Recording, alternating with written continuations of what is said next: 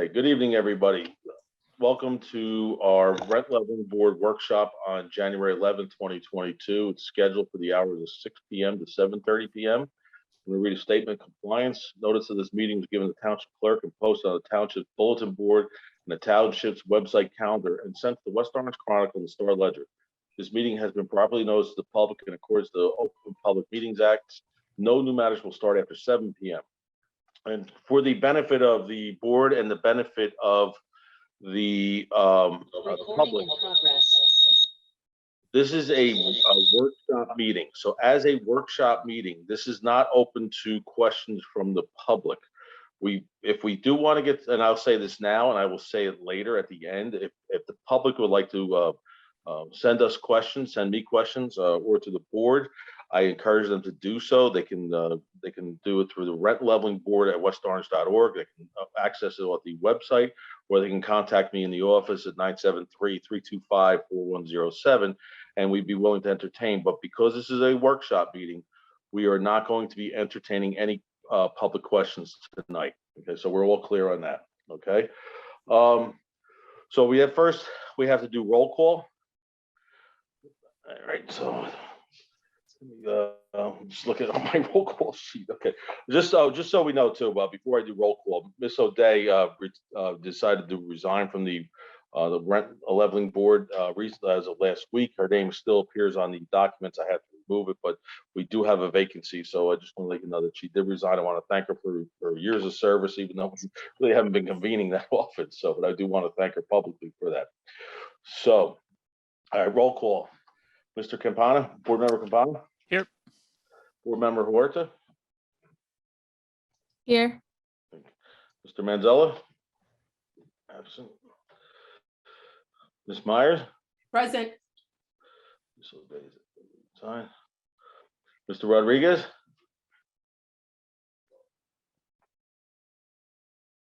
I see him, but Mr. Rodriguez, just wave your hand.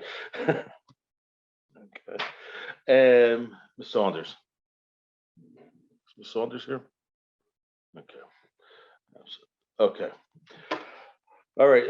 So in our last meeting, we discussed about having this subcommittee or this workshop meeting to discuss the parameters of our board. Prior to starting this, and we're going to start off with our subcommittee reports that we established. I spoke to Mr. Kaiser earlier today, and I do want to let the board know that we did have an application for this Thursday.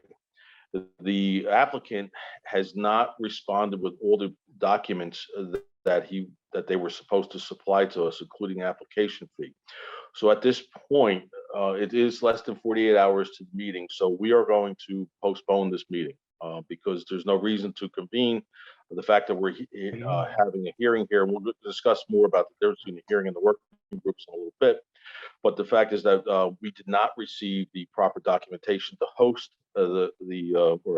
hold this meeting. So therefore, based on the 48-hour meeting rules, I will be sending out a notice tomorrow morning to cancel this particular meeting, and I will advise the applicant of such. I did notice the applicant last week with some new forms, which we're going to discuss, and I asked them to provide some more information. I did not hear from them, so at this point, and I have some other information. I'm not going to discuss it in the open meeting here. I'm doing some background stuff, but it's probably in our best interest to postpone this meeting till the February meeting. So we will be canceling that. So this way the board is noticed, and I will send out an official document tomorrow, notifying the board and correctly and the public. So that said, Mr. Kaiser, would you like to add anything before we get into subcommittees? Well, the only thing, I mean, we had, in thinking about the hearing that was scheduled originally for the 13th, a couple things. First of all, I had made the determination that I really can't represent this board as a matter of law because I represent the council and the township, and because any determination made at a hearing of this board would go to the council on appeal initially, the same lawyer is not really able to advise both bodies. So I had communications with Mr. Trank and with Peter and so forth, and I made it clear that we needed to find somebody to handle representation of the board, certainly in a hearing. I don't have a problem working on an ordinance or something like that, because that's my function as the assistant township attorney, as part of the law department. But I think it inappropriate for me or anybody from the law department to advise the board with respect to a hearing.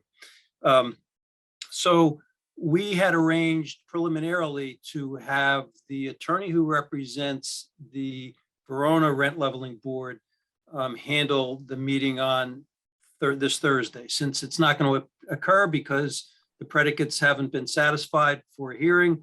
The individual landlord didn't submit a fee, hasn't provided evidence of notice and so forth. So we're not going to have that hearing, as Peter indicated. But I just wanted you to know that we did make arrangements for Alex Graziano, who represents the Verona board, to handle the hearing. And I assume that that will be the case going forward, at least for the time being, if and when we have a hearing. And I just want to alert you all to that.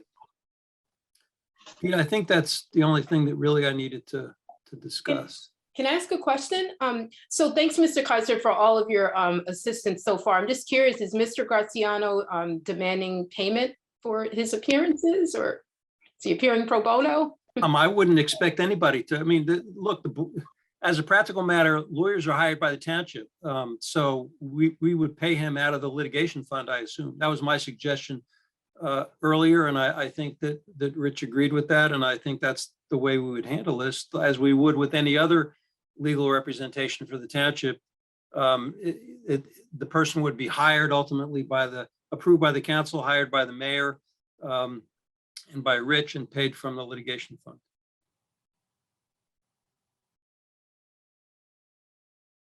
I have no objection to that. I don't know if anybody else wanted to, No.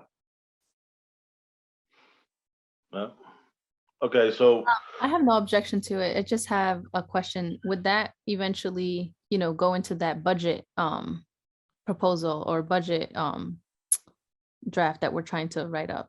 Well, if this board gets a budget, which, again, that's going to be up to the mayor and the council.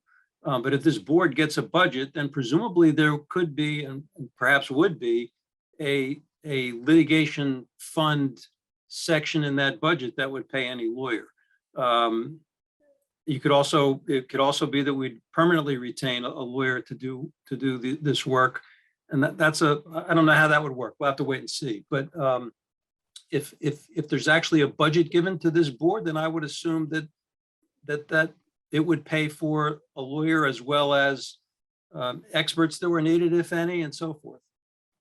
And if they need to get a whatever. line item, whether it's a line item in that budget or it's in the, like Ken said, the general law budget, it would definitely be accounted for based on what we requested here, or what the board has requested, not so much maybe what the board has requested. So the only other thing I want to mention was, and I don't remember if I'd had this conversation with any of you before, I did notify Councilwoman Williams that, she really can't participate in a hearing because the council, if there's an appeal of a hearing before the board, it goes to the council initially, and she obviously can't participate at the first level if she's going to participate on the appeal on the second level. So I let her know that. I have no problem with her participating in the public policy aspects of this board and notifying tenants and landlords of the law and so forth. But if there was an actual hearing, an administrative hearing before this board, she could not participate. I have mixed feelings about whether she could observe, and we can think about that and talk about that going forward, but she certainly can't participate. And Peter, I'm sorry, not Peter, but Ken, can you expound on why there would be a conflict of interest for a council person to participate in? It's the same as a planning board. We've changed the ordinance with respect to the planning board, but it used to be that a planning or zoning board appeal went to the town council in the first instance, and obviously, other than the statutory member of that board, you couldn't have a council member, and we told council members they couldn't go to those meetings. At the time, because we didn't want them to be influenced at all by what the board did or how the board acted. We wanted them to have a fresh view of everything on appeal. And it would so be, yeah, I didn't mean to interrupt you. Sorry about that. it'd be a similar situation here. I mean, you can't have the same person sitting, at the trial level and then on the appeal level of the case. That makes no sense. Right, I agree. So the town council has an appellate function. So if a decision was rendered by the board that the petitioner disagrees with, their appeal would go before the town council, correct? Well, that's what the ordinance indicates. And it only indicates that in what's in the section that refers to what has to be included in every tenant's lease.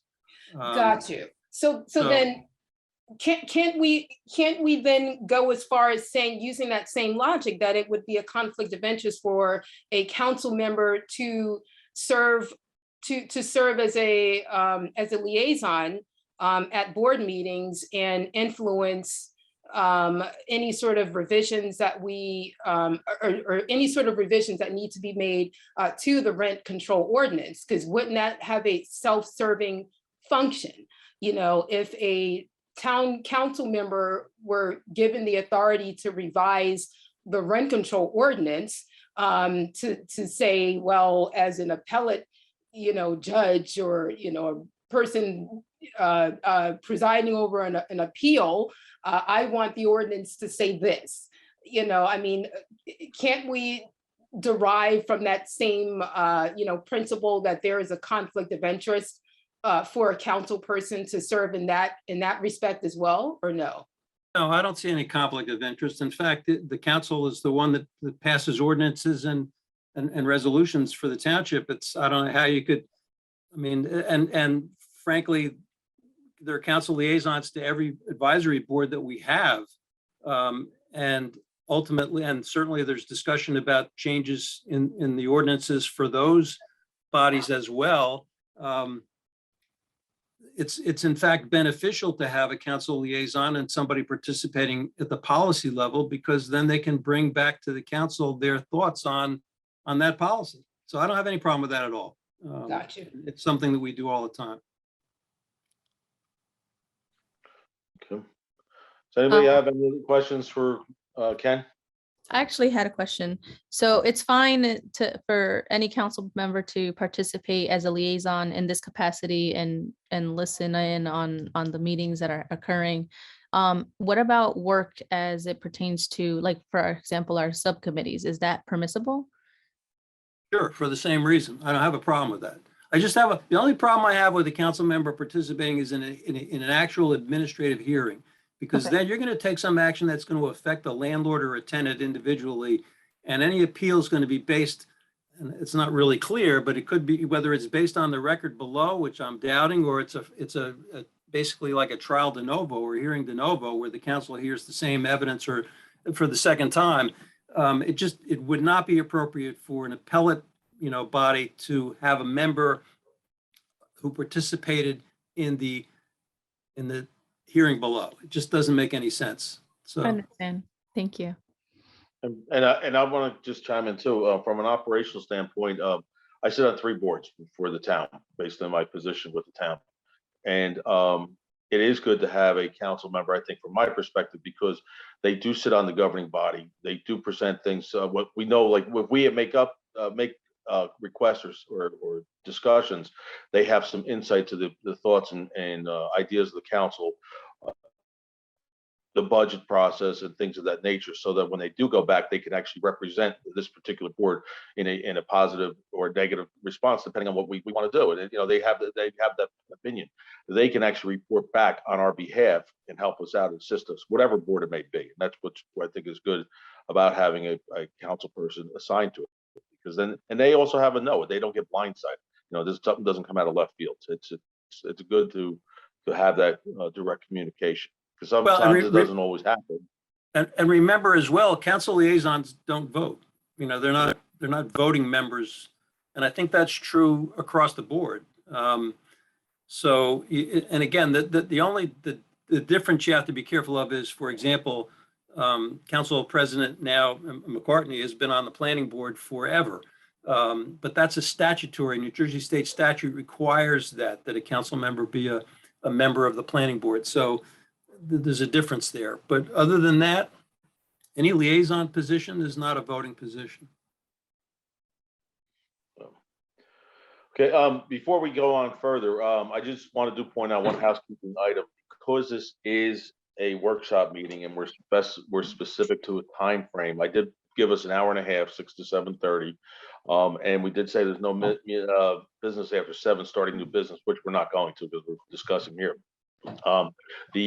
The Zoom has been set up to 7:30 and then it will shut off at 7:30 in regards to recording. So therefore our meeting will not be, we can't really discuss anything after 7:30. So I just want to make sure that everybody knows that with the time constraints that we do have. So as we move forward, let's just keep that in mind. And I asked actually Megan to remind me around 20 after 7 that we have some time. We only have 10 minutes left, so we can conclude properly. So, and do any at last minute housekeeping items for whether it be a next meeting or whatever the case may be. All right. So that said, we can go to I think if if nobody has any other questions for Mr. Kaiser, we can move forward with the subcommittee reports under our agenda, and we can talk about the ordinance committee first. So who presented the ordinance committee? I sent in the ordinance committee notes. Okay, so would you like to speak about it, Melinda? And Sure, let me pull mine up on my, so what I basically did was I took the ordinance and I inserted all of the suggestions that were sent from Mr. Kaiser and from Kabira. I don't believe anybody else had sent in any notes or suggestions. I'm sorry, besides Tammy, and I got those earlier, so I figure we kind of plug those in as we're going along.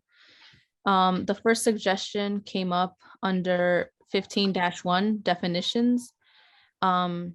Exempt from this chapter, or the definition for dwelling. Exempt for this chapter are hotels, motels, multifamily housing of 3 units or less, and 4-family houses where the owner is an occupant of one of the units. Housing units newly constructed and rented for the first time are exempted, and the initial rent may be determined by the landlord. All subsequent rents will be subject to the provisions of this chapter. Kabira Meyer's comment was to put exemptions in a separate section to exclude from exemptions housing that is not owner occupied. To define owner occupied, example, owner resides in the dwelling, and to define landlord, tenant, and rent. Melinda, did you want to share your screen so that you can show that part? Or did you want me to try to do it?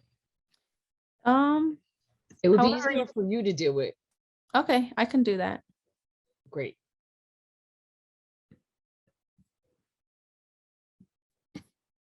Let me see 1 second.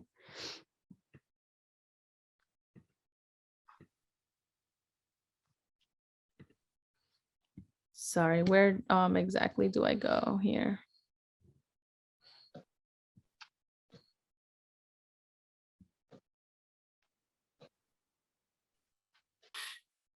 I think you have to make me a host in order to have that functionality. No? No, you should be able to share straight up, but I think I found the document that Pete sent me Okay, and I can share it for you. thank you. It was Budget Committee sub-report. No, it was ordinance committee, subcommittee ordinance. Okay, I don't think he sent that one.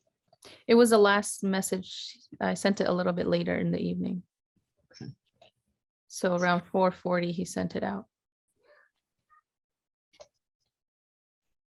Oh, okay. It's I guess it's a Google Doc. Yes.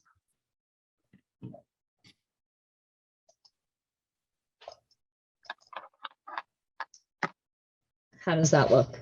Yep, that's it right there. All right, so maybe that'll be more helpful in order to Thank reiterate, and I'll you. try to follow along. Perfect. Thank you. Thank you. So yeah, those were the only suggestions or comments. I don't know if anybody had any other And I agree with these comments. When I compared our ordinance to other ordinance, they kind of just defined those exact terms that Kabira mentioned: landlord, tenant, rent. Still the first page. You don't have to scroll down.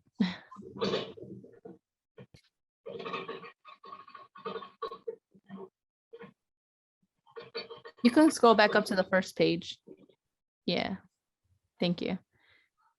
So in the definitions, that's the only difference that I saw. One thing I did also notice, it's defining market, what was it called? I'm sorry. Oh, fair housing rate. And Kabir, I don't know if you can talk a little bit more about that. In other ordinances, is it a specific number or just for fair housing market rate? What is that? I'm sorry, which section are you talking about? Is The that one of first. my comments? No. I just wanted to know if have noticed that in other ordinances. I believe it is in the Newark ordinance, but and how that works with fair housing market rate. Yeah, I think that might be based on something that that's presented by the State Department of Community Affairs, which determines what the fair market rent for apartments in various jurisdictions in the state of New Jersey is actually. I think that's what that might be based on that, but I'm not 100% sure. I would have to double check. Okay. So does anybody have any suggestions or any other comments about this particular section? Oh, there's my comment underneath. I'm sorry. Define landlord, define major new improvement. So for example, in a part of this ordinance, this ordinance doesn't specify when an increase can be made. And I believe that that's on a different comment lower down. But that's one of the suggestions that I had made as well, aside from the fair housing market. Housing space or agreement shall mean an agreement, oral, written, or implied, because in the ordinance, it does mention space agreement. So it doesn't have to necessarily be a multifamily house, any space that's rented. Define landlord, and to add a definition for major new improvement. So those are just some suggestions that I had. At the next section, the following, lower down, second page, for 5-2.2 rental increases, I highlighted A, all landlords shall file with the rent leveling board no later than 30 days after the effective date of this chapter as herein amended, a list of rents charged as of April 1st, 1993 for any dwelling or housing space under their control. The list of rents charged shall be by building, unit number, and tenant name. Mr. Kaiser's comment was that do we want to modify this very dated provision for our ordinance to provide for annual or biannual registration of both landlords and tenants, including the rents as of a date certain to establish the base rent for each apartment, and might we want to charge a nominal reasonable fee? Kabira Meyer's comment was to list of rents, rent registration language should be in a whole separate section. Subparagraph include a stipulation that increases are only allowed once every 12 months, regardless of the term of tenancy. And I just agreed with the point Mr. Kaiser had on having a file annual deadline due to the dates that are updated. Going down to the next page. Notice of rental increases required.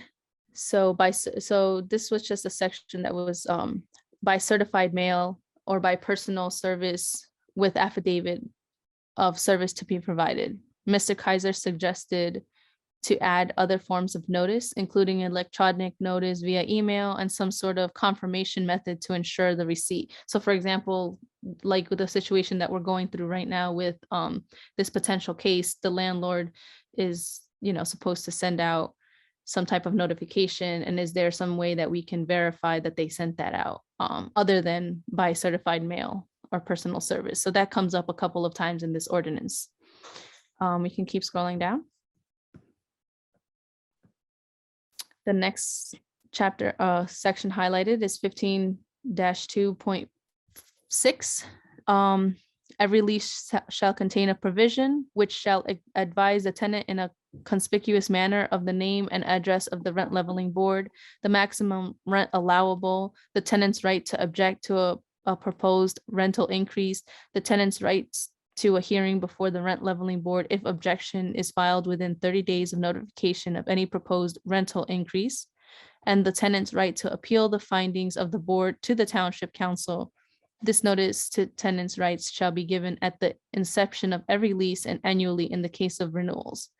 So Mr. Kaiser's comment is, how is this enforced? How is this to be enforced? Are we going to require a copy of every lease to be provided to the township, and who is going to be responsible for finding and reading this section to ensure compliance? And I believe Ms. Williams commented on this particular section as well. Ms. Williams, do you want me to read out your comments at the same time? I'm just having a little trouble with going back and forth, or do you want to mention your comments for each section?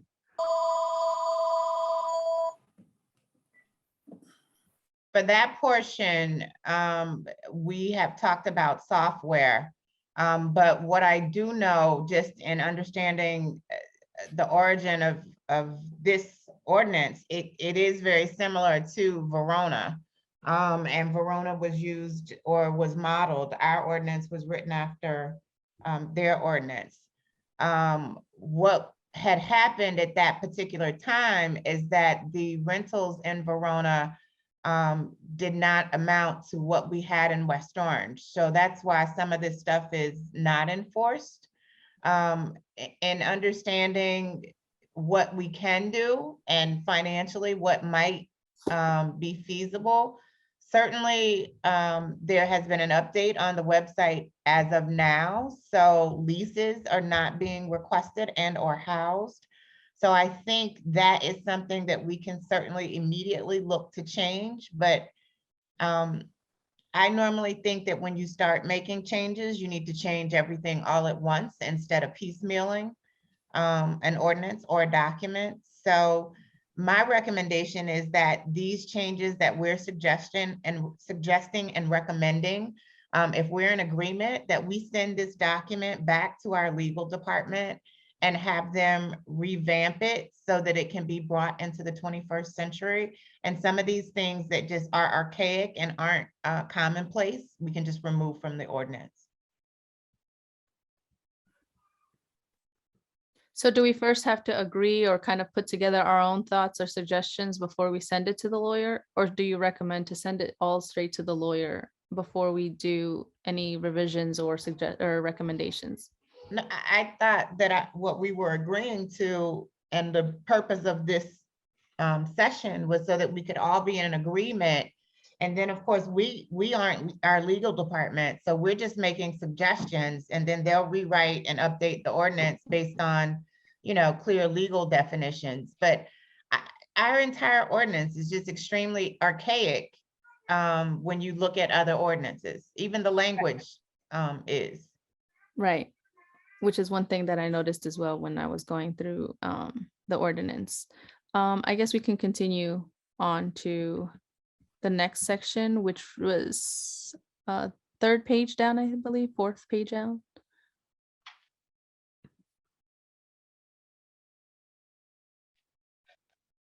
I'm sorry, I missed out. Where did you want me to go? Fourth page down, I believe it was. Tenants' rights? Yes, keep next page down. Right there, 5-2.9, notice of database for residents in need of special assistance. what is this right here? Within 30 days.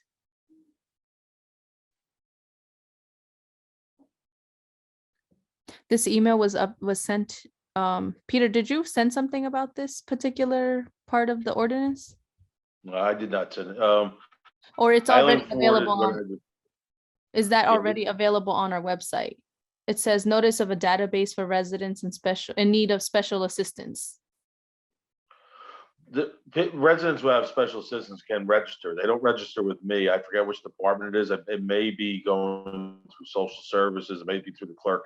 I apologize. I don't remember which one it is. But there are, I know they do it with the police department, they do it with the fire department, and I believe it may go through social services, but I can't answer that for fact. But I Right, can follow up on that, but I'm pretty sure they have. just for everybody's edification, this section of this ordinance is related, it occurred in 2019. It was the most recent revision to this ordinance. And I believe it was initiated by, I don't remember, if it was police or fire or both, but it was a concern that, you know, if we have tenants who have special needs, if there's a fire, if there's an incident, you know, it would be very helpful, obviously, to know about that so that we know to send appropriate people to that location quickly. And I can attest to that too, because we were doing it prior to my retirement from the fire department. We did have that, and it was in the CAD system, it was in the dispatch system, that if there was any special needs for any particular resident, and particularly in an emergent situation, there were call numbers, there were notes of what the needs were, and you know, if there was something going on, so that the dispatchers could notify the responding units to what was actually occurring on the property, or whatever concerns they may have there. And it could have been a host of anything. It could have been, you know, somebody bedridden, oxygen tanks, things of that nature, or whatever the case may be. So that has been enforced through the police and fire, but I believe there may be some things in the social services or the senior citizens group that also have it, but I do not maintain that information. And it's a confidential database. I mean, it's not available to anybody, you know, it's not available to the public. I mean, Okay, this could include people who have, you know, disabilities, mental illness, whatever, that would require special attention in the event of an emergency. And it, you know, it would help our emergency responders greatly to have that information, but it's not the kind of thing that anybody wants to make public. right. Ask a question about that. So does the tenant have the option of being included on that list or no? So I understand that the landlord has to make the tenant aware that this sort of database exists. Can the tenant object to being included on that list, even if they are a person with a disability? Absolutely. It's more about self-reporting. That's how it was. I believe also, and I don't recall 100%, but I believe we also had this in our emergency operation plan for OEM to have these fixed assets or these not fixed assets, these people of need and concern, that we have as an annex or a part of an annex that addressed this issue, and that was prior to this ordinance. But yeah, there is confidentiality with this, and if somebody doesn't want their name there, they don't have to do it. It's a service to provide, so that in the event they need help, they can participate. But I think the intent of the ordinance was to say, hey, as a landlord, you should tell your person who has needs that they can do this if they want. So this way, it's another form of communication. I think that was the intent. Okay, thank you. We can go to the next highlighted section.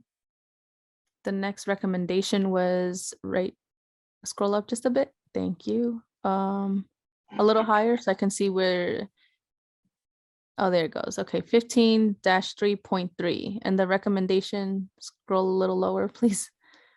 Appeal to the board. So the comment was made, include in section 3.3, the section 3-4 language about how or when a decreases are granted, example, and also include examples such as no heat, no hot water, bad plumbing, for that. So Kabir, do you want to talk about where your rationale came for these comments? To tell you the truth, I haven't looked at this in like a year. I actually made these recommendations in the very beginning Right. of last year. So, you know, I agree with what I wrote. To say the very least, I agree. You know, if habitability decreases are being granted, if the ordinance makes that provision, then I just, you know, I would just request that there be some detail as to circumstances where those decreases would be granted to a tenant. You know, for example, if the tenant has gone without heat, you know, for 3 months in the dead of winter, you know, the tenant should be entitled to some sort of rent adjustment for the period during which she had no heat. You know, she's got a contractual relationship with the landlord, a warranty of habitability inherent in her lease, to be renting habitable premises, and the landlord is in breach, and you know, should not be allowed to get away with that. So you know, I was just asking for there to be clarification as to those sorts of habitability related rent adjustments. Isn't that a part of our law generally, forgetting about an ordinance? I mean, if a place isn't habitable, then my recollection is, and again, I'm not a landlord tenant lawyer, but I think tenants can withhold rent and file Sure. complaints. And you know, I mean, it's, and I forget that, I think it goes all the way, I think the case is Marini versus Ireland, maybe, I don't. Absolutely. Yep, Yeah. you're right, Mr. Kaiser. Under Marini versus Ireland, the Supreme Court provided that a tenant, after giving the landlord adequate notice of the conditions, and they have to be vital facilities that need repair, the tenant is allowed, after waiting a reasonable amount of time for the tenant to make for the landlord to make the necessary repairs, to then withhold her rent or repair and deduct, use the, you know, the rent money to make the repairs herself, if the landlord has failed to, you know, to repair defects in vital facilities. And I have to tell, you know, my constituents all the time that it's vital facilities. It's not, you know, oh, I don't like the color of the paint in my bedroom. The landlord refuses to change it from red to blue. Well, arguably, that's not a vital facility. We're talking about, you know, working heat, you know, HVAC system, I should say, working HVAC system, you know, windows, toilets, plumbing, that sort of thing. I So, yeah, have that's noticed, state law. I have noticed in other ordinances that there are options for increase or decreases as well as increases. So when is so that's what this is hard.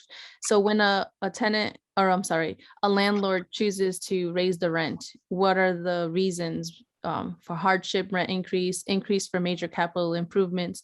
And so I think that it makes sense to add an option for when is a decrease allowed or permissible under the ordinance. Yeah, and I was going to say also that the difference between Marini and this is that Marini you know, allows the tenant to withhold the rent, but it doesn't give the tenant the option of having her rent decrease. You know, there's not that, you know, rent decrease language in Marini from my recollection of Marini. You know, if the tenant, I mean, I'm not sure as a matter of policy whether we want to give any landlord the option of not providing heat or any vital kind of service. I think, you know, those kinds of things just have to be there, or it's not a dwelling. That's, you know, it's not a habitable dwelling. so are you saying that allowing a rent decrease, granting a tenant a rent decrease opens the door for landlords not providing adequate, you know, heat? It gives, you know, I mean, is that? I hope not. I mean, but again, I guess I'm not a big fan of writing into ordinances, or for that matter, statutes, the law that already exists. And, you know, I don't want to create any confusion. I'm not saying it can't be done, but I'm just not sure it's the best way to go. But I mean, look, I understand the concept. I'm not familiar with other ordinances because I don't practice this kind of law, but But we could certainly look at it and make changes along these lines if it's what everybody wants to do. Yeah, North's ordinance does have this provision.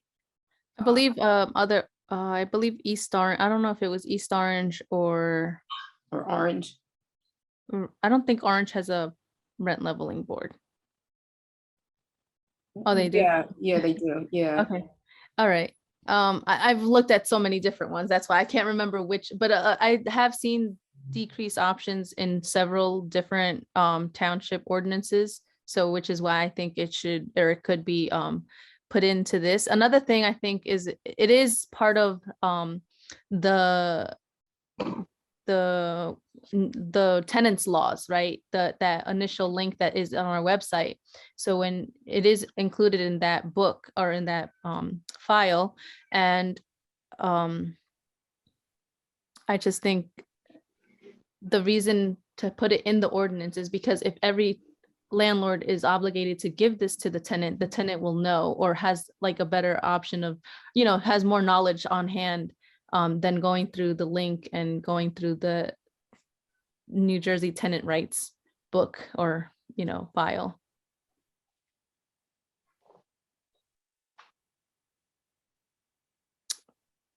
And the other thing I was going to say is that it requires an affirmative request by the tenant to get the decrease. Like, it's not something that's automatic. So the tenant has to file a petition for a rent adjustment based on lack of adequate, or based on, uninhabitable premises. And the board would have to decide whether or not to grant the tenant that sort of relief. Whereas in Marini, there is no litigation required. The law just says, look, if the landlord has failed to do this and you've gone through the steps of giving written notice and you've waited, you do have the right to withhold your rent. But that is rent withholding. That is not an actual rent decrease. So I just wanted to put that out there. I mean, I'm fine either way. I'm not hard pressed to include this sort of rent decrease language in the ordinance. But I just wanted to share that. It's food for thought, that's all. Right, suggestion. The next highlighted section, go back up, sorry. Standards of service, the tenant of group tenants, Kavira's comment was determine the percentage of each decrease. So I think this just goes back to the same thing. Yeah, it goes back to the same thing. If you're gonna decrease the rent, by what percent are you gonna make the decrease? I mean, I guess that would be like discretionary. So I believe it, so it is, hold on one second, I'm sorry.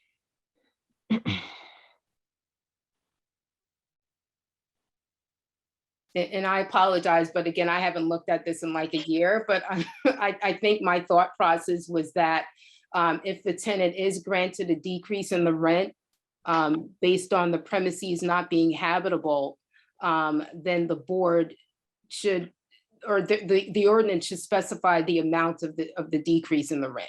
Is it going to be 10% because the tenant was without heat or adequate heat for a month? Is it $100 knocked off of every month? I think that Newark's ordinance specifies the amount. Like there's like a formula for determining what the increase would, what the decrease would be. And that's what I was suggesting here. What's that formula? Right, and then the next highlight, well, that same, right underneath the highlight, Mr. Kaiser's comment, it says, what changes are needed to this provision of our ordinance to establish a current base rent, and how will board and township maintain the record of every base rent going forward for the purpose of measuring rent increases? So this is just going back to the system that we need a way to be able to file it and keep track of it. Then scrolling down to the filing fee, same comment from Mr. Kaiser is this fee and the other fees in this section reasonable today? And should some increases be considered in view of the changed circumstances since 1993? Municipal fees should never be arbitrary, but should be tied to all actual costs of operations. So that's just highlighting the adjustments that can be made there in regards to fees. Scroll down to the next section. Or next highlighted section down, yes. Retroactive application. Kabira Myers comments included in the section, include in a section about landlords required submission of records showing ownership and owner occupancy. How or where Yeah. to appeal the decision. Mhm. Yeah, I know I did that because I see this every day in my practice where landlords are claiming that they live in the building as a means of circumventing the rent control requirements, as well as the requirements under the State Anti-Eviction Act. So I just think that it would be prudent of us, if a landlord is asserting that owner occupied exception to the ordinance, that it show us proofs. Give us the proof that, you're not subject, that your property is not subject to the rent control ordinance. Because I see it too many times, and I wind up, filing motions for sanctions, against these landlords, when I get documented evidence that their properties are not owner occupied. And that can be expensive, not for me, but for the landlord. Okay, that was all the comments. Those were all the sections highlighted. I don't know if anybody else had any comments or thoughts or suggestions. Oh, actually, sorry, go ahead. There's a lot of properties that they rented where the tenants, they pay the utilities. And I don't think I heard you mentioning that.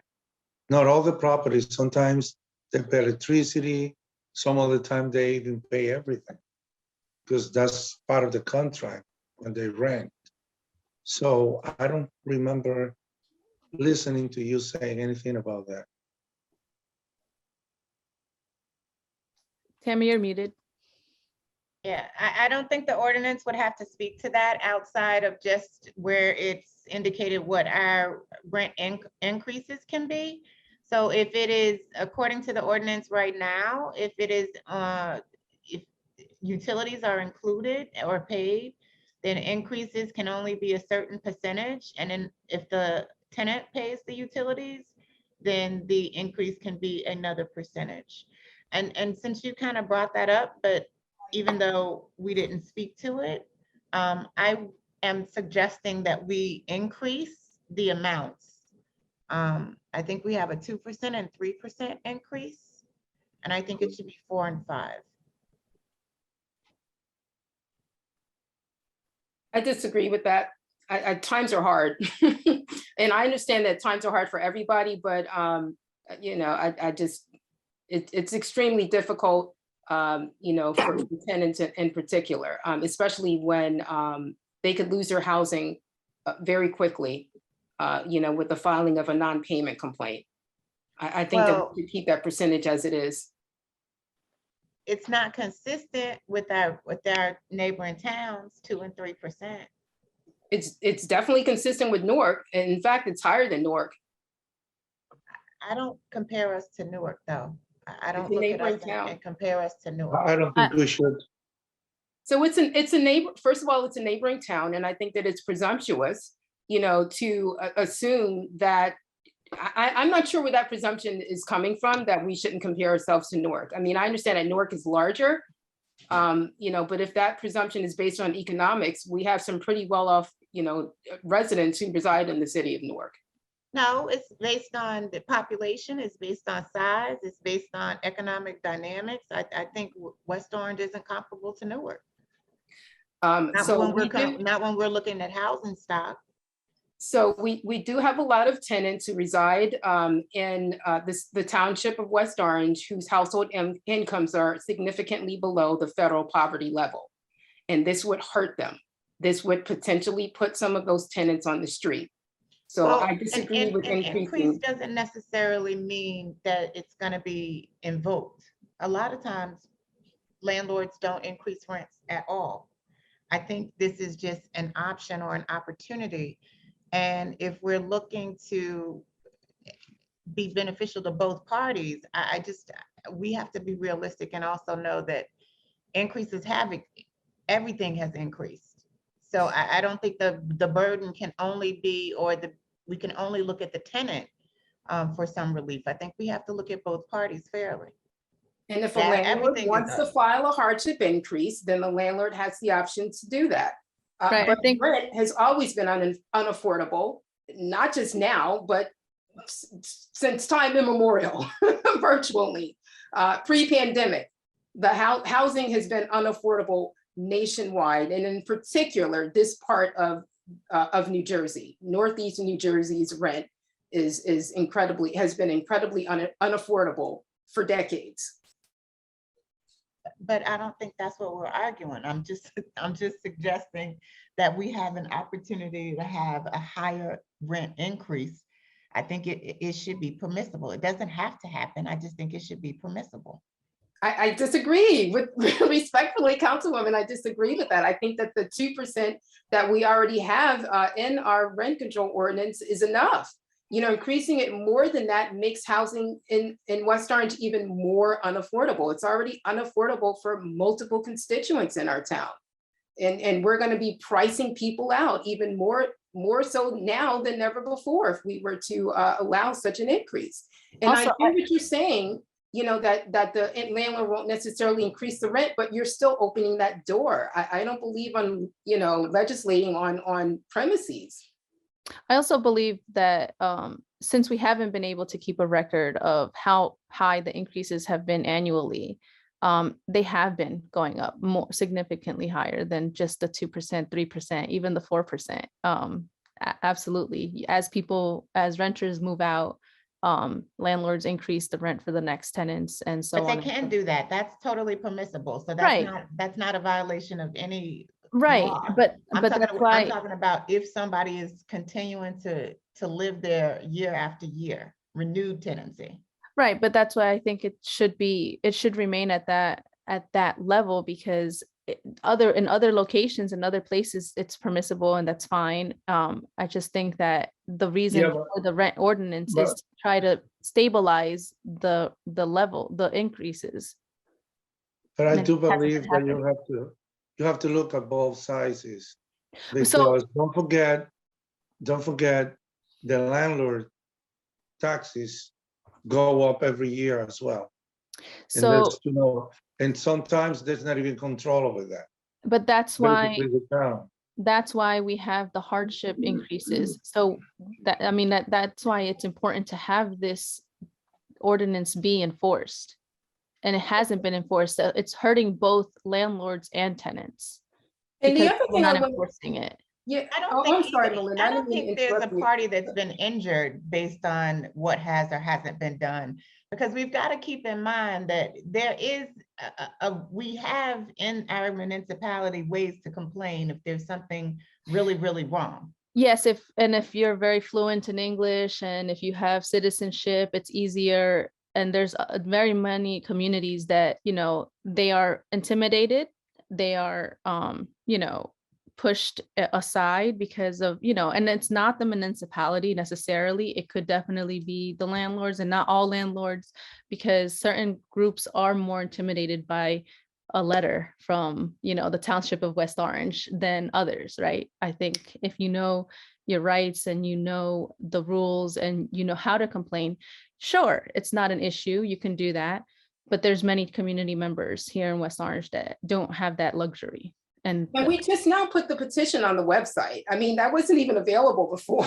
So, I mean, Right. let's be honest here. I mean, people are just now learning about the rent leveling board. Multiple people in the town of West Orange didn't even know that we existed. I mean, and you know, the last time that we had a meeting, I mean, Ken Kaiser, correct me if I'm wrong, was back in the 90s.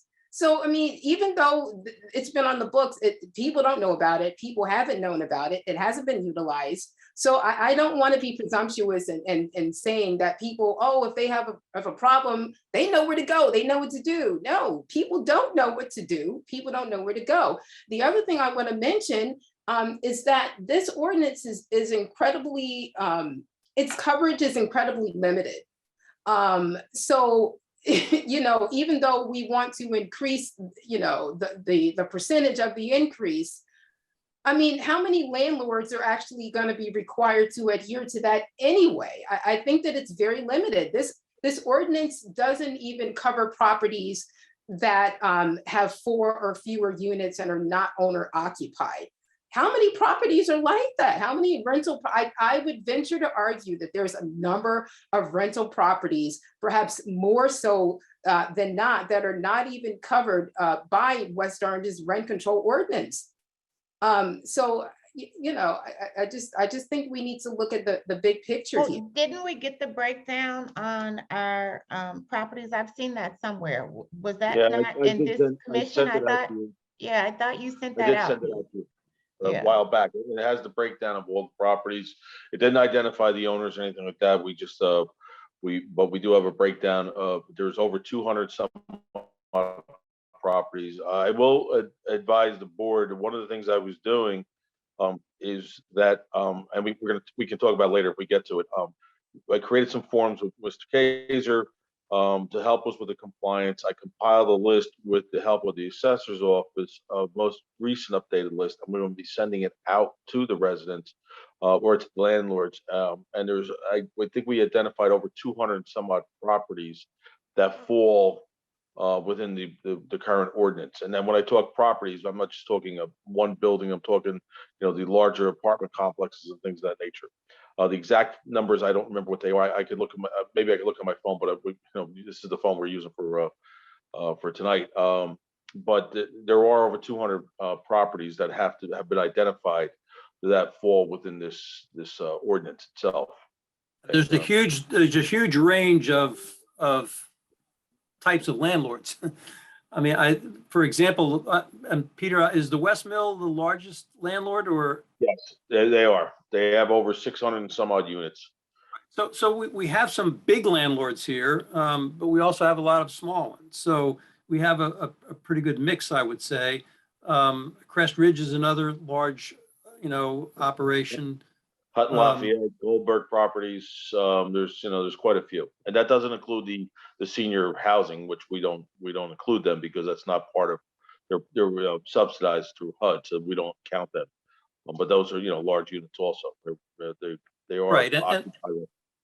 And again, all of you should be aware and realize, I think, the battle of ideas within the administration and among council members, I suspect, although I haven't had any conversations with any of them about this, is because we haven't had any rent control matters in so many years, we really don't know the extent to which it means we don't have a problem with respect to rent issues, or if, as Melinda Huerta has suggested, we may have a problem and not know about it because some people who are affected aren't able to communicate with us for whatever reason.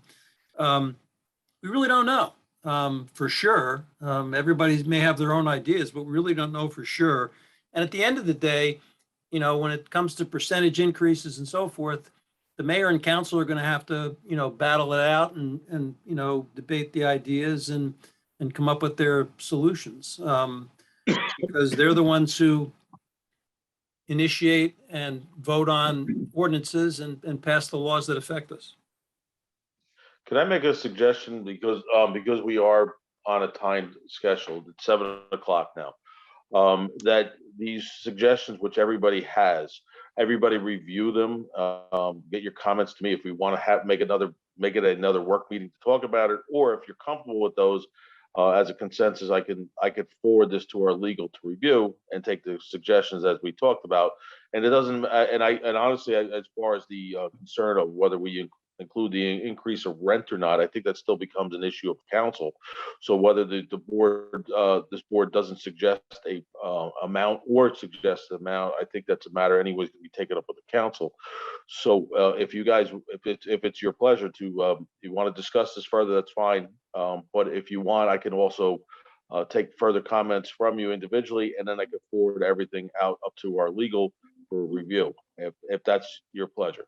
So we can move on with the agenda tonight. So originally, we were scheduled to meet again on the 13th for the hearing. That's Correct. Thursday.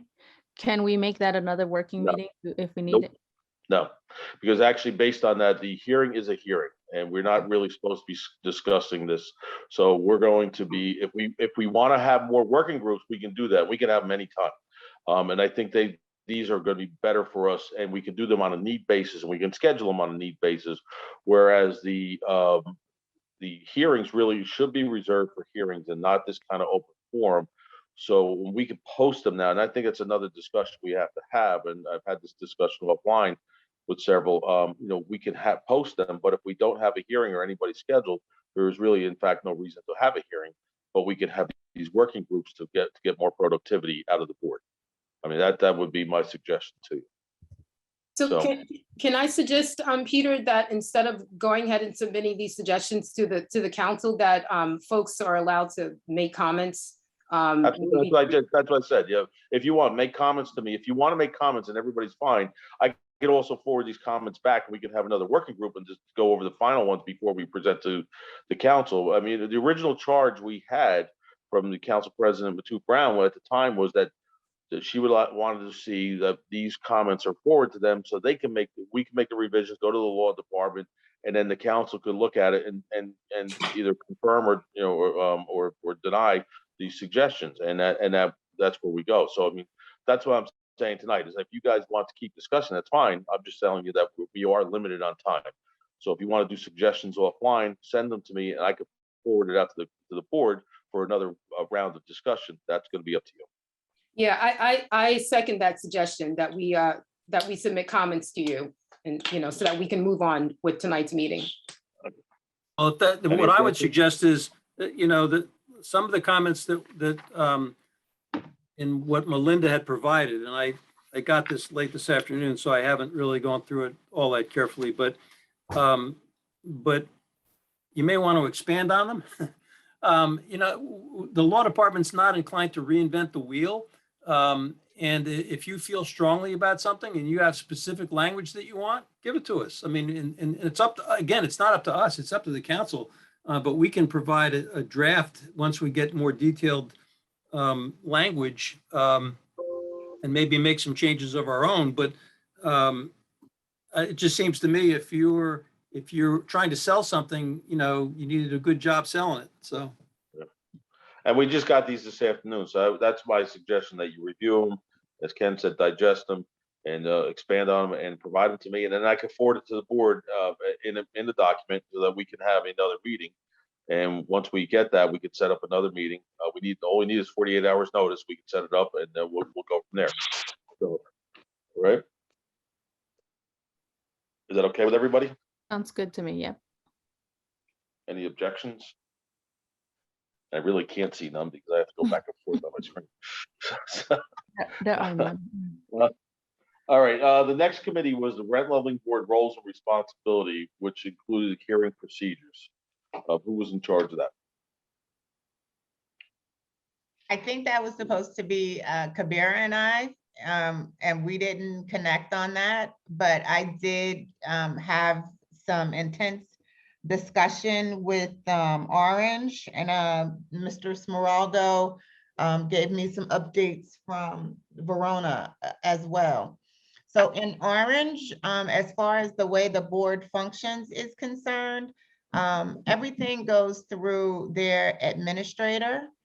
So the calls that come in, and this is after the proper forms have been completed, then the administrator comes in and basically either confirms or the law, and make sure both parties are aware of the law. And the information that I received is that most of the time the law is the law, and unless there is an unsatisfactory communication between the administrator and both parties, that's when a hearing is requested. So if you're not happy with the information that the administrator is sharing with you, then you request a hearing. Once the hearing is done, there should be a hearing officer that facilitates the actual hearing, asks both parties questions, gives them an opportunity to respond. And of course, all the documents and paperwork have to be submitted to the board prior to whatever notice is required per ordinance, so that they can review the information.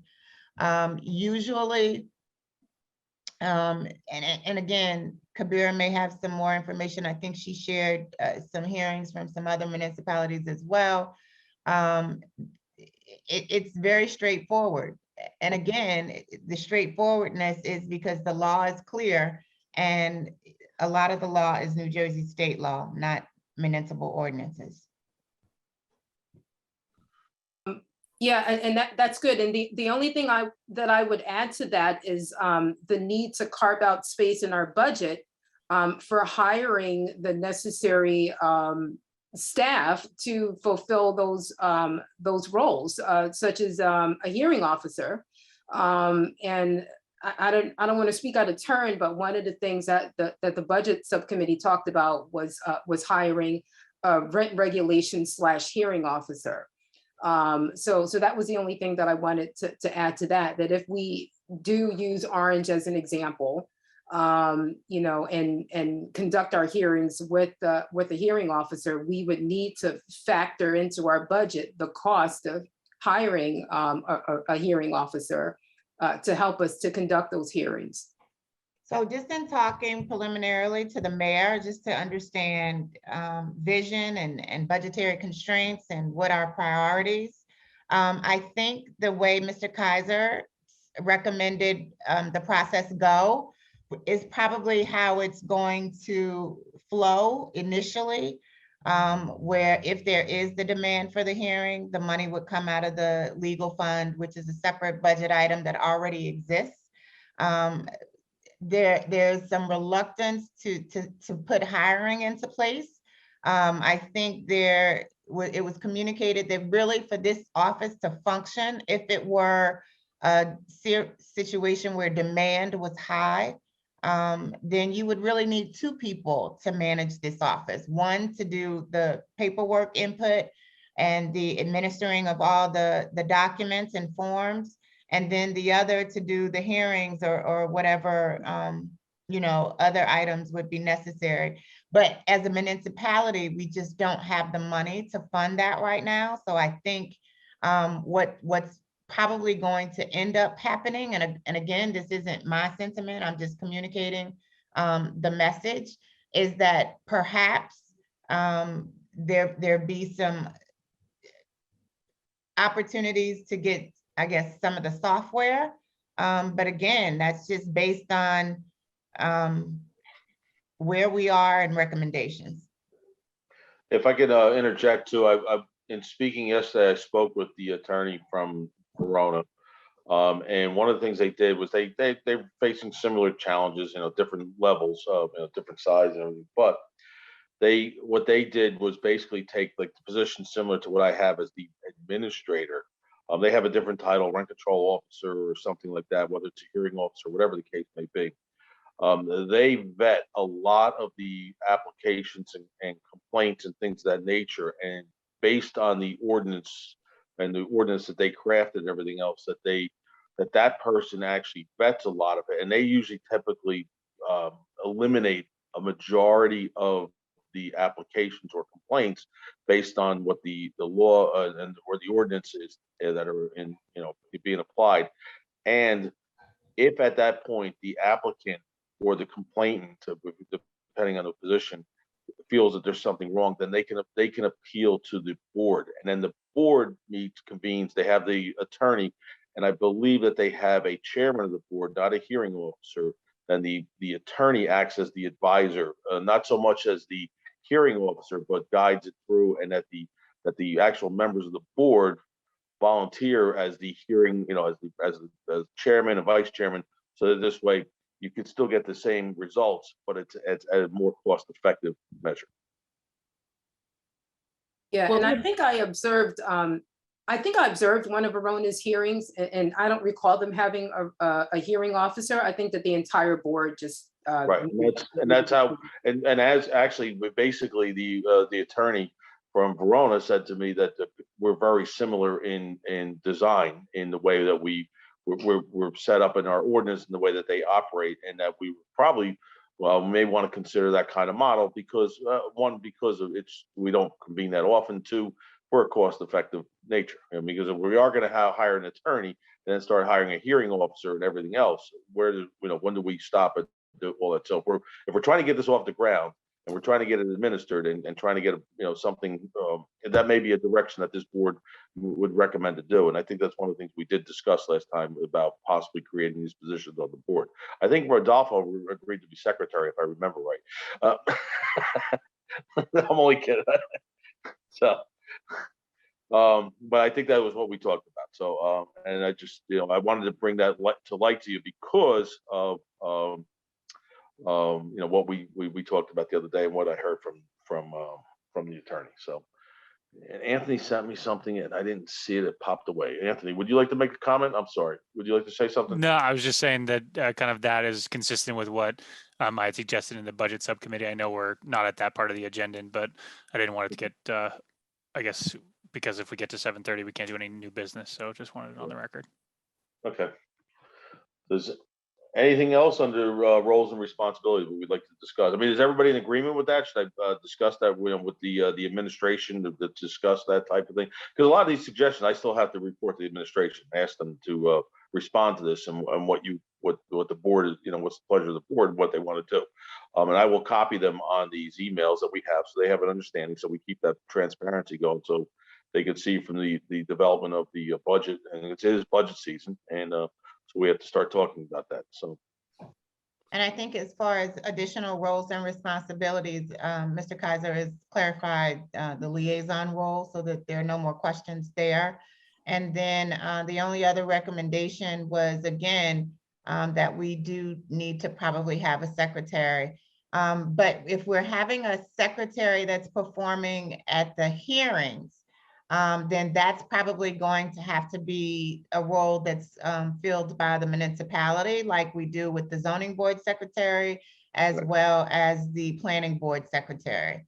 So I would assume whoever's fulfilling those duties during a hearing, that would be sourced in that direction. But as far as our meetings are concerned, Rodolfo volunteered, voluntold. I think it was one of those ones everybody stood back and took a step back last month.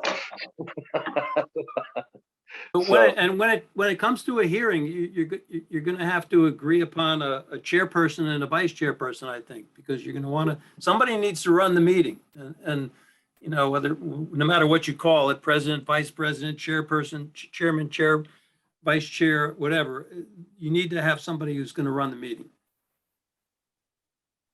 And You can don't I have to make do a- that now, but when the time comes, and obviously Councilwoman Williams, it can't be you, but it's got to be a member of the board, not a liaison. But you're going to have to elect among yourselves who's going to be the chairperson, who's going to be a vice chairperson, so that if the chairperson can't participate for whatever reason, there's a vice chairperson there to handle the meeting. And my sense is that is the way Verona does it, and the lawyer is there to kind of guide them and make sure they don't make any serious mistakes and to help assist them in asking questions and so forth. And can I make a suggestion that we all look at one of the Verona Rent Leveling Board hearings before we have our next, before we have a hearing or before we have our next meeting? Because I just found it to be very educational and informative. Yeah, and I did look at I think you had sent it around, Kabira, before, and I did watch a good portion of it. I'm not sure, maybe there's more than one. I only watched a portion of one, but one of the things that struck me that didn't seem right was that I didn't notice any witness being sworn in. Yeah, I remember that. Seems to me that, Yeah. As a lawyer, I'm a trial lawyer, so I'm used to witnesses being sworn. It seems to me that's appropriate and that should be done. I have not communicated with the Verona board attorney at this point, but it's one of the questions I would have for him in terms of procedure. And he can certainly, as a lawyer, swear in a witness. And I just think that's an appropriate way to go. Agreed. I can reach out to the board too, or their administrator, and see if they have a procedures manual or something along that line. If they have something that they don't mind sharing with us, I'll see if they could help us out with that. I also sit on the New Jersey State Arbitration Committee for attorneys, and there's language that they use before every case to make sure everybody is sworn in. Anything else on the rent leveling board roles and responsibilities committee for now? Okay. The budget committee, I think that kind of was self-explanatory. But Barry, would you like to explain about it? Go with a little more detail. I think you want to hire people, and you gave money. Yeah, exactly. I agree with you. Can I preface, since we're going to be going off the record in like 10 minutes, I just want to make sure that the public is aware that I made a mistake about the FMR. It's actually put out by HUD and not the New Jersey DCA. So I just wanted to put that out there, that HUD issues fair market rents on an annual basis. HUD is a federal housing and urban development department. So I just wanted to say that. Okay, so with regards, just so just to back you up on that, on the rent leveling board and on the public Section 8 component, I put in the HUD.gov so people can access it there. They can look up the small area. We're actually considered a small area fair market in West Orange under the Housing Choice Voucher Program, but there is the fair market rate also, and you can find the small area fair market on the Section 8 link or section of our website. So, and it is available. So if anybody wants to look up, all you gotta do is go to HUD.gov and look up FMR and you'll find it. So. Exactly. Thanks for that, Peter. The budget subcommittee, we met email. We had email discussions, and it started out with me presenting a draft budget, a proposed budget that included 3 items: a budget for an administrative assistant, software, and a rent regulation / hearing officer. And I think that the consensus was that at this time, the board, or that at this time it would not be appropriate to hire a hearing officer due to budgetary constraints, as well as small caseload. So, we agreed to revisit the hiring of a rent regulation officer if the caseload increases. With regards to an administrative assistant, I should mention that the 3 members on the subcommittee were myself, Anthony Campagna, and Rodolfo Rodriguez. So gentlemen, feel free to chime in to keep me honest. So with regards to an admin, both Anthony and Rodolfo felt that it would make more sense at this time, instead of hiring a new employee, to utilize an already existing employee that works for the township, and borrow them from time to time, so that no additional funding would be necessary. Like a timeshare kind of proposal. I'm using Anthony's language here, and that if in future the caseload increases, then we would have, we would look into hiring somebody full-time. And I see a hand from Township of West Orange. I'm not sure who that is, but please speak. That's me. That's Pete's 10-minute warning. Oh, yikes. Okay. All right. So I think that, and then in terms of software, I just felt that it was important that we get some software in place so that we can keep track so that we can seamlessly collect data and also keep track of trends. And if I understand, Councilwoman mentioned that she would recommend that there be a software provided, or she would make a recommendation to carve out some funding so that the board can get some software so that we can carry out our duties. I also shared with the subcommittee Mr. Kaiser's suggestion that we hire a board attorney per diem. So I think that that's a good idea, because unfortunately we're going to be losing Mr. Kaiser, I guess, after tonight's meeting. So we should be able to bounce some legal questions off of someone with some experience with this, with the committee, with a board like ours. And that's essentially it. I just think that it's really crucial that we get an admin ASAP, because we need somebody to take minutes. And Mr. Smeraldo, God bless him, but he's one person. He needs help. I second that. Yeah, so I mean, please, Councilwoman Williams, I beg of you, please, convince your colleagues to give us some money for an admin because we need one desperately. Well, it's not just my colleagues, guys. I mean, seriously, I did, because I talked to the mayor earlier today, and I said, well, let me play devil's advocate. And, I do understand and I hear where I think there's a tremendous benefit to some of the resources that we could utilize. For instance, and I shared this with Mr. Smeraldo as well. Some of the challenges with the 275 Northville residents was that the database that we should have isn't as updated throughout, town in all regards. So it was a little difficult even communicating with those residents and trying to just get everything organized on a very quick basis. So I am in total agreement that we need a database and we need to have updated information on all of our residents and multifamily properties. So you definitely have my support there. I think the challenge is going to be, and that's where Mr. Smeraldo will come in, whatever software he can utilize and can recommend. I think that will definitely come from him.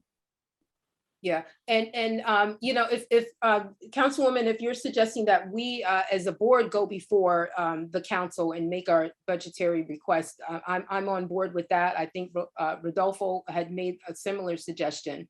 I think the appeal usually, is it's the mayor creates the budget with the administration. So if I've already put it on the radar. I think Mr. Smeraldo has done a phenomenal job just getting our website this year updated with documents and streamlining some of the documents. So I took a little bit of time to kind of do a deep dive into what we have up. And then I started looking at what we have, comparing it to some other towns. So we're not doing bad. I think we also go back to a conversation that we had in the past, which is that the best thing we can do is make sure the public knows that we're here to support their needs and that the information and the sourcing of information is available to them. Councilwoman, I'll just interject real quick based on some of the stuff we were just talking about and some of the concerns and in our conversation earlier today. And I noticed that Megan just put it up on the website here or on the page. That's our website there, and those are the forms. That's one last thing we can talk about tonight.